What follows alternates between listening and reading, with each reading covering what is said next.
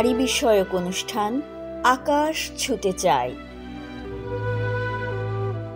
নারী ও শিশু বিষয়ক অনুষ্ঠান আকাশ ছুঁতে চাই থেকে সবাইকে স্বাগত জানাচ্ছি আমি শান্তা মারিয়া। আমাদের অনুষ্ঠানে আমরা কথা বলি নারী ও শিশুর অগ্রযাত্রা, বিভিন্ন চ্যালেঞ্জ, সংকট, সম্ভাবনা নিয়ে। আমরা কথা বলি সমাজের বিভিন্ন ক্ষেত্রে মানুষের অধিকার নিয়ে। চীনের কোয়াংচৌ শহরের তরুণী লিন চিউয়েন, তাকে চুইনা নামে ডাকা হয়। কোয়াংচৌ বিশ্ববিদ্যালয় থেকে পাশ করেছেন তিনি। প্রায় 2 বছর ধরে তিনি আছেন বাংলাদেশে। এখানে তার বাবা একটি ব্যবসা প্রতিষ্ঠান পরিচালনা করছেন। বাবার প্রতিষ্ঠানেই কাজ করছেন লিন। এক সাক্ষাৎকারে লিন বলেন তিনি বাংলাদেশকে ভালোবাসেন। বাংলাদেশের খাবার যেমন তার পছন্দ, তেমনি বাঙালি নারীর পোশাক, শাড়িও ভালোবাসেন তিনি। I think in Bangladesh, food is also very value. Yeah. The muli and the Thai soup, oh my God, very value. And the luti, yeah, very value. বাংলাদেশের নারীরা খুব পরিশ্রমী বলে মনে করেন লিন। তিনি বলেন চীনের নারীরা অনেক পরিশ্রম করে, তারা চীনের উন্নয়নে অনেক অবদান রাখছেন। তেমনি বাংলাদেশের নারীরাও অনেক পরিশ্রম করছেন এবং দেশের অগ্রগতিতে অনেক অবদান রাখছেন। I think they are very work hard. Yeah, very work hard. লিন বলেন বাংলাদেশের নারী ও চীনের নারী অবশ্যই বন্ধু হতে পারেন। আমি বাংলাদেশ ভালোবাসি। চীনের উইগুর স্বায়ত্তশাসিত অঞ্চল সিনচিয়াংয়ের নারীরা এখন নতুনভাবে এগিয়ে চলছেন জীবনের পথে। তারা বিভিন্ন পেশা গ্রহণ করছেন এবং গ্রামীণ পুনর্জাগরণে অবদান রাখছেন। সিনচিয়াংয়ের নতুন প্রজন্মের একজন নারীর কথা শুনব এখন, যিনি শিক্ষকতা পেশায় পেয়েছেন পরিচিতি ও জনপ্রিয়তা। বলবেন রওজায়ে জাবিদা ঐশী। চীনের উইগর স্বায়ত্তশাসিত অঞ্চল সিনচিয়াংয়ের এক তরুণী আয়না গোল বাগজুলি কিজিলসু কিরগিজ স্বায়ত্তশাসিত প্রিফেকচারের আকতো কাউন্টির জামাত্রিকি মিডল স্কুলের সাহিত্যের শিক্ষিকা আয়নগুল। কিরগিজ জাতিগোষ্ঠীর নারী তিনি। ছাত্রছাত্রী ও সহকর্মীদের মধ্যে দারুণ জনপ্রিয় আয়নাগুল। কেন তার এই জনপ্রিয়তা? একদিন আয়নাগুল তার শ্রেণীকক্ষে ছাত্রছাত্রীদের পড়াচ্ছেন থাং রাজবংশের সময়কার বিখ্যাত কবিতা শেষ বসন্ত। ক্লাসরুমের জানালা দিয়ে তার চোখে পড়ল বাইরের বাগানে সত্যি সুন্দর ফুল ফুটেছে, নীল আকাশে ভেসে যাচ্ছে হালকা সাদা মেঘ। আয়নগুল তার ছাত্রছাত্রীদের বললেন, চলো আমরা বাগানে গিয়ে লেখাপড়া করি। সবাইকে নিয়ে তিনি চলে গেলেন বাগানে। সেখানেই সেদিন চলল সাহিত্যের পাঠ। 27 বছর বয়সী আয়নাগুলকে জীবনে সংগ্রাম কম করতে হয়নি। মাত্র 3 বছর বয়সে বাবাকে হারান তিনি। তাদের 3 ভাই বোনকে বড় করে তোলেন মা। স্বামীকে হারিয়ে মা আর দ্বিতীয় বিয়ে করেননি, শুধু সন্তানদের কথা ভেবে।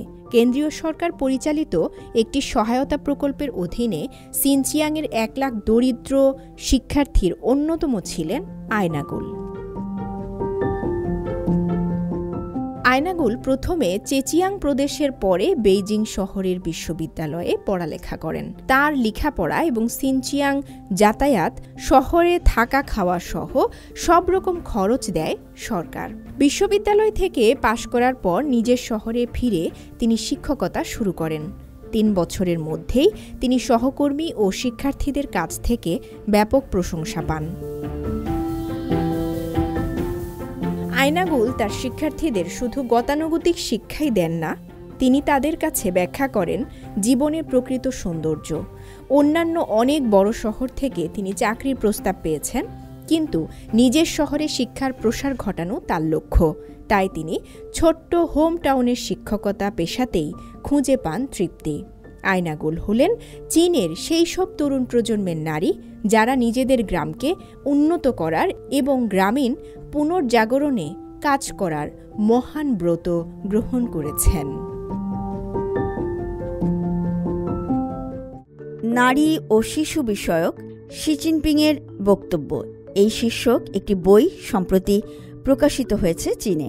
কেন্দ্রীয় পার্টি সাহিত্য প্রেসের উদ্যোগে তা দেশব্যাপী প্রকাশিত হয়েছে। নারীদের উন্নয়নে চীন সবসময় গুরুত্ব দিয়ে আসছে। সিপিসির ৮৮ জাতীয় কংগ্রেসের পর কমরেড শি জিনপিং কেন্দ্রিক সিপিসির কেন্দ্রীয় কমিটি নারীদের উন্নয়নে উচ্চমানের গুরুত্ব দিয়েছে এবং এ খাতে ঐতিহাসিক অর্জন বাস্তবায়নের জন্য কাজ করেছে। নারী ও শিশুদের জন্য চীনের প্রেসিডেন্ট কমরেড শি জিনপিংয়ের ধারাবাহিক গুরুত্বপূর্ণ বক্তব্য নতুন যুগে নারীদের উন্নয়ন, জেন্ডার সমতার মৌলিক জাতীয় নীতি নিশ্চিত করা এবং নারী ও শিশুর বৈধ স্বার্থ ও কল্যাণ রক্ষা করা সহ একাধিক খাতে তাৎপর্যপূর্ণ। এই বইটিতে ২০১২ সালের ২৯ নভেম্বর থেকে ২০২৩ সালের ৬ মার্চ পর্যন্ত প্রেসিডেন্ট কমরেড শি জিনপিংয়ের ৫০টিরও বেশি গুরুত্বপূর্ণ ভাষণ, চিঠি ও দিক নির্দেশনা অন্তর্ভুক্ত করা হয়েছে।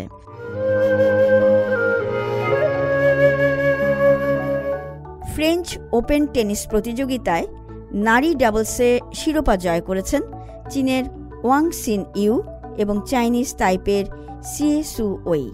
সম্প্রতি প্যারিসে অনুষ্ঠিত এই প্রতিযোগিতায় ৩৭ বছর বয়সী সিয়ে এবং ২১ বছর বয়সী ওয়াং সিমন ম্যাথিউ ট্রফি তুলে নেন।